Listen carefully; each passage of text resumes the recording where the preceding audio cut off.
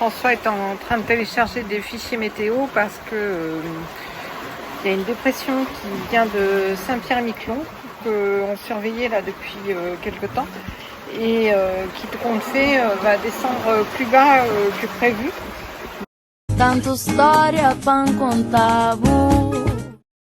Donc on était monté persuadé, enfin avec les premiers fichiers météo que on était monté en espérant l'éviter, enfin passer en dessous. Et puis plus les jours avancent, plus les fichiers météo disent que la dépression va descendre plus bas que ce qu'on avait estimé au départ. Du coup, comme on n'est que deux et puis qu'on a une longue traversée, on n'a pas tellement envie de prendre des vents forts. C'est fatigant, voilà, en plus on n'aura même pas fait la moitié du voyage, donc tant pis, on a décidé de descendre. On est au 7e jour de notre traversée pour les Açores et on est obligé de prendre des décisions de route parce que la dépression qu'on surveille depuis quelques jours va descendre plus bas qu'elle n'était prévue et elle est plus profonde qu'elle n'était prévue. C'est toujours ça, on espère d'avoir des bonnes conditions et puis en fait c'est un peu merdique. Donc on va infléchir notre route, mais je vais appeler un copain pour savoir jusqu'où infléchir la route vers le sud pour à la fois éviter les vents forts et les vagues qui vont avec et aussi pas perdre trop de terrain pour la route sur les Açores. Bon, alors j'ai reçu des morceaux de grible et en fait la dépression et la perturbation associée qui passe dimanche en fait descend beaucoup plus bas qu'initialement prévu, elle est plus profonde que prévu. Alors je me pose la question de savoir si jusqu'où il faut qu'on descende et dans le mail que je t'ai envoyé, je mettais je ne sais pas s'il faut qu'on descende à 32, alors je ne sais plus combien je t'avais mis, mais 32 de latitude nord ou 31 pour essayer d'éviter les 40 nœuds de vent, quoi. J'ai regardé ce soir et demain, voir si on n'a pas intérêt à descendre un petit peu plus. Oui, c'est ça, parce que dans les informations que tu m'as données au début de la semaine, effectivement, c'était tout à fait cohérent et la dépression devait descendre jusqu'à 35 à peu près, mais pas beaucoup plus bas. Et puis là, en fait, elle descend nettement plus bas, puisque dans les dernières simulations que j'ai, en fait, elle descend quasiment jusqu'à 32. Eh bien, là, on est juste au-dessus des Bermudes, on est dans le nord des Bermudes. Et à ce moment-là, soit on continue à descendre dans le sud-est, soit on part à l'ouest si c'est suffisant pour nous faire éviter les 40 nœuds de vent, quoi. À la limite, ce qui serait bien, c'est qu'on ait moins de 25 nœuds de vent, hein. Là, tout de suite, on a 13 nœuds, on est au travers du vent apparent et on est à 13 nœuds de vent et à 6,5 nœuds de vitesse. Je vois que ça, on revient à l'étage et je redonne une position, on part jusqu'à lundi pour voir une position jusqu'à lundi. Ça marche. Merci, salut. Malheureusement pour nous, on a encore du courant contre. C'est régulièrement depuis le départ qu'on a des heures de courant contre et on ne comprend pas bien pourquoi, parce que le courant pour, on n'en a pas tellement. Donc les phénomènes de courant dans le coin nous sont un petit peu inconnus.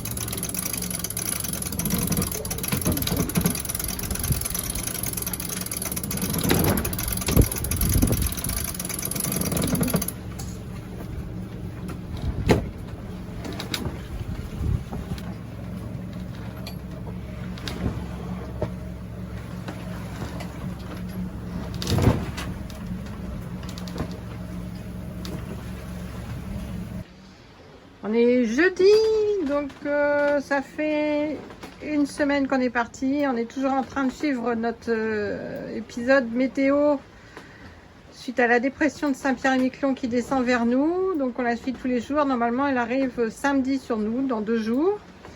Et la bonne nouvelle, c'est qu'elle descend moins bas que prévu. Et donc, capitaine, qu'est-ce qu'on fait?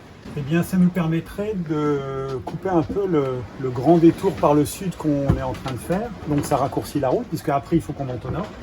Et donc ça nous donnerait des vents moins forts.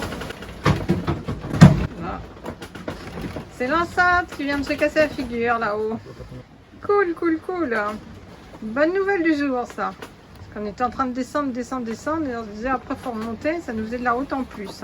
François vient de réajuster la route et en fait on va plutôt aller jusqu'au 32 degrés plutôt que 31. Donc on y est bientôt, dans quelques heures. Donc c'est cool. On va pouvoir avoir une allure un peu plus arrière, ce qui sera beaucoup plus confortable pour nous.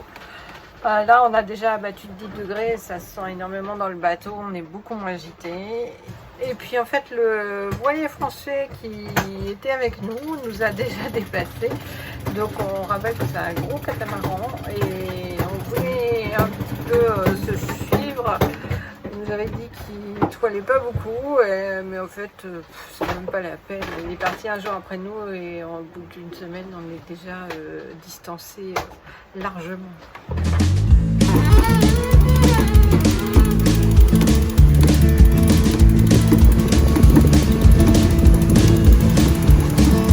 Gonna find my way back home, back to where I most belong.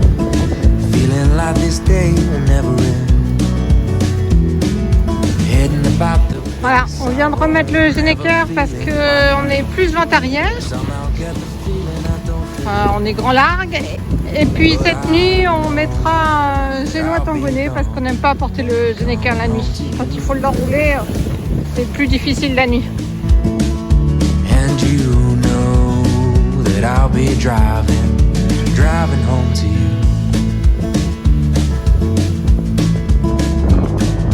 30,000 miles seems far to a man who hasn't fallen quite as hard as I did for you. But it seems with every step I make was a road that I was bound to take for a journey to wind up here with you, my home, sweet home. I would do it all again for you.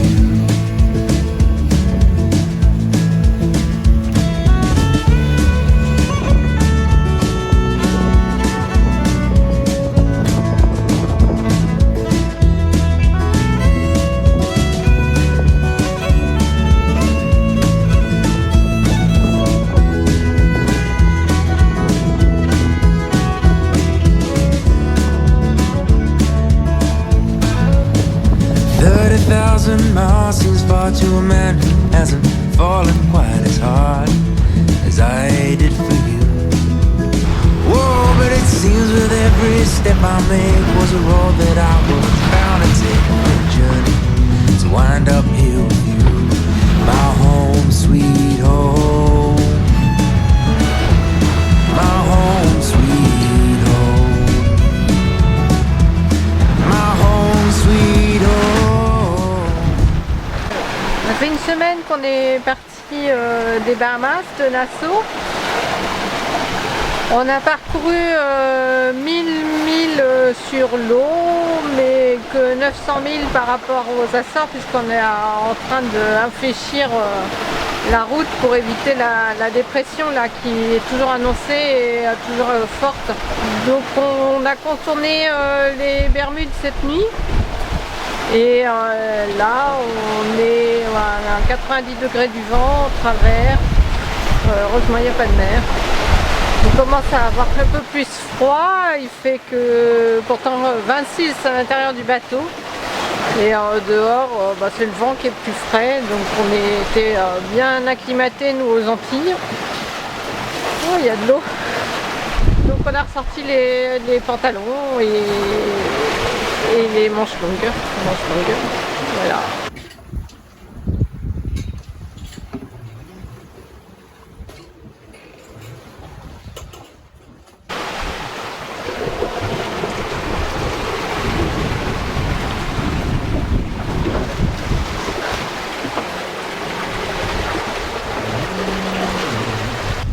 attention, on entendait des bruits suspects dans le gouvernail et comme on a déjà eu des problèmes, il est parti vérifier. Il y avait une bague de safran qui était dévissée, qu'il a revissée, et puis là de l'autre côté il cherche le bruit, d'où ça vient. Quand je suis de ce côté-là, j'ai l'impression que ça vient, quand je suis sur le safran d'abord, j'ai l'impression que ça vient du safran de tribord, mais quand je descends sur le safran de tribord, j'ai l'impression que ça vient de l'autre. Mais t'entends vraiment un bruit inhabituel? Oui, il y a un truc qui claque. Et j'ai l'impression que c'est sous la coque. J'ai resserré la bague du safran qui s'était desserrée l'autre fois, elle est resserrée, mais là...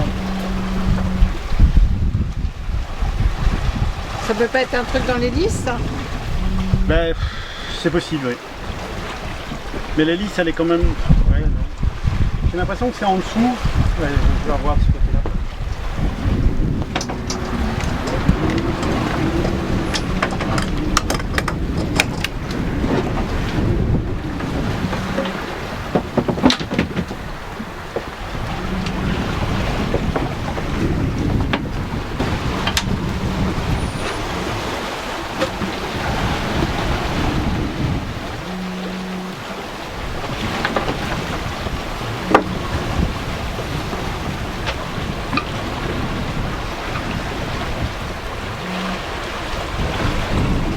Tu sais pas d'où ça vient alors? Non.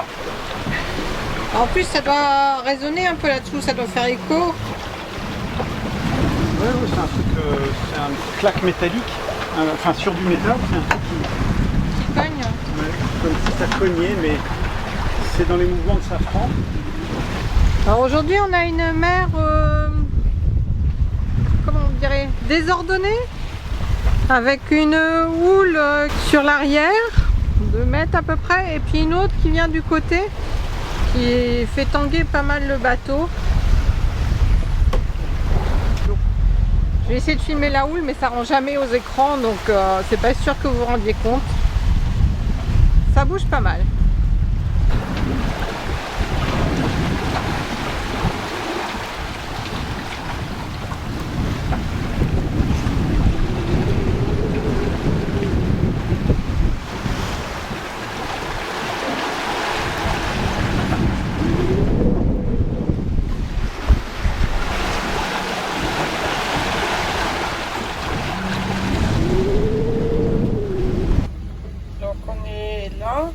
On voit là la queue de la dépression qui est là, qu'on essaie d'éviter. Et donc la bonne nouvelle, c'est que là on est vraiment au travers à peine. La mer va augmenter dans la soirée. Là pour l'instant on n'a pas trop de mer, mais ça va augmenter et du coup on va prendre de l'angle pour être plus confortable à l'intérieur du bateau et avoir la mer un peu plus arrière. Là de côté c'est bon, c'est pas trop gênant parce qu'elle est pas forte. Te trompe pas, hein, c'est des super calculs. Quand on traverse l'Atlantique dans un sens ou dans l'autre, on est obligé de changer de fuseau horaire. Donc il faut tout caler les horloges du bateau pour que ça colle. Et donc là en fait, il était pour nous 9h30 et brutalement il est 10h30. Donc comme c'est une journée un peu difficile, ça lui fait une heure de moins, ce qui est intéressant pour nous. Tout à l'heure tu m'as dit 11h30. Je me suis trompé. Ah mince, j'ai cru qu'on avait grabioté 2 heures. Alors ça fait depuis ce matin qu'on est dans le vent. Non, cette nuit c'est quand ça a commencé? Cette nuit. Cette nuit là, c'est fatigant. Dans le bateau, on est obligé de rester allongé parce que c'est difficile de se déplacer. Et là, tu viens de réactualiser. Et donc ça va baisser demain soir. Hier, on avait préparé un peu le bateau pour le vent. Et surtout, on avait rangé le taux et bien plié parce qu'on savait que ça faisait de la prise au vent et beaucoup de bruit quand le vent forcit. C'est pas très confortable ton affaire. On fait ce qu'on peut, on est sur le 7, 8, 9e jour de mer et l'évitement de la dépression nous a conduit au sud, mais là on y est dedans. Les conditions sont tout à fait acceptables parce qu'il y a entre 20 et 25 nœuds de vent et entre 2 et 3 mètres de houle, donc ça va. Mais dans le bateau, on est au travers, quasiment au travers. Non, on est à 100 degrés du vent et le bateau est assez difficile à vivre à l'intérieur. À la limite, c'est presque plus calme à l'extérieur, malgré le vent et les vagues, qu'à l'intérieur où ça bouge de partout. Et c'est plus compliqué pour la navigation. Ah oui, j'ai oublié le chiffre. 32, 43, 58, 37.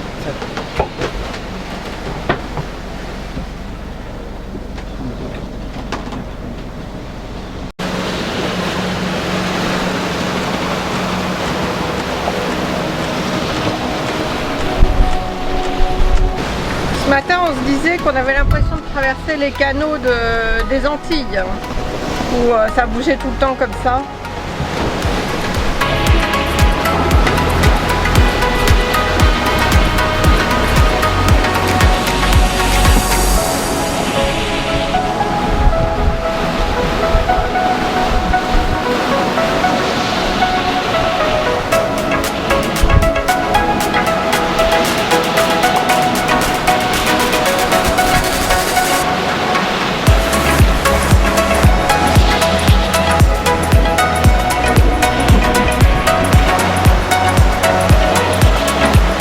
C'est la première fois depuis le départ que l'éolienne donne bien.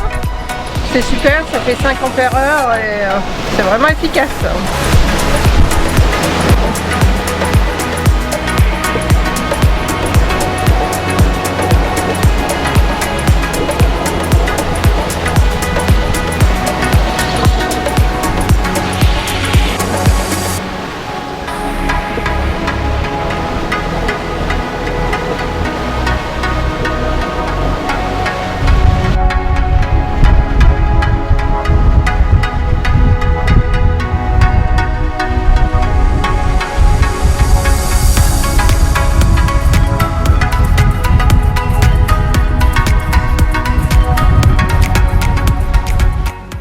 Du matin et le vent monte là cette nuit. C'était prévu mais ça force. François fait une requête pour un nouveau fichier météo pour vérifier. Il va prendre un troisième riz.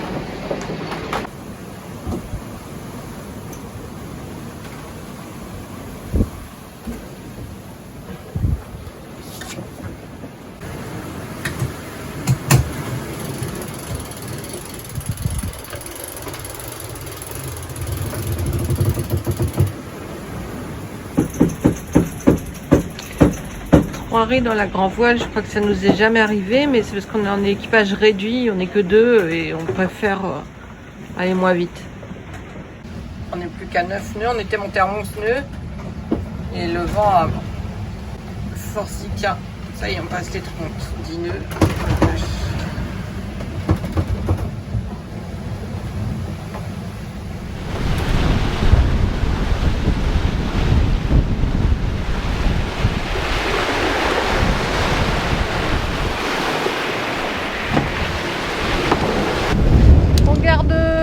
Dans la grand voile, on a le génois enroulé parce que la mer s'est levée, on a de la vague, mais là heureusement comme on vient de changer un peu le cap, la vague est plus arrière, c'est beaucoup plus confortable.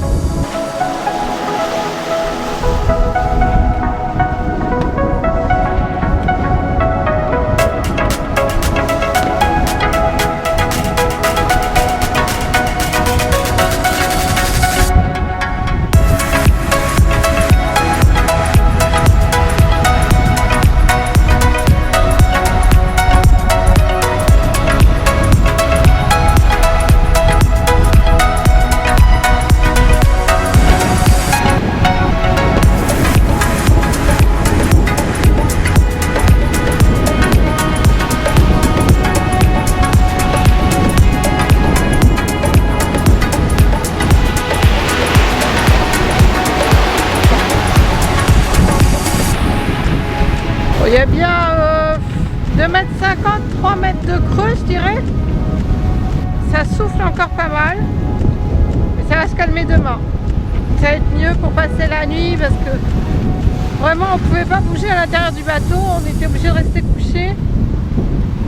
Là, c'est quand même moins agité. Wouh!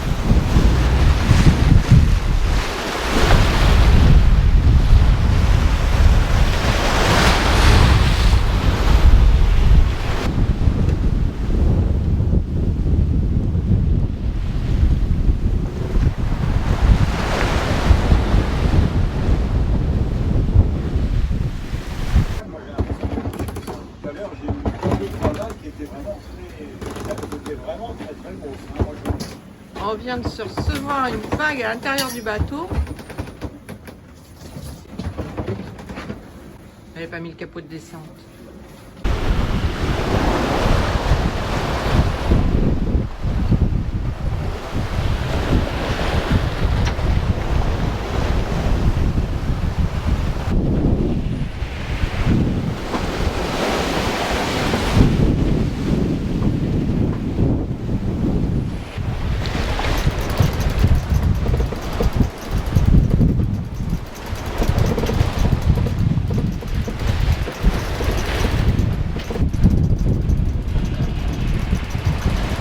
Merci d'avoir regardé cette vidéo et abonne-toi à notre chaîne pour nous encourager à poursuivre.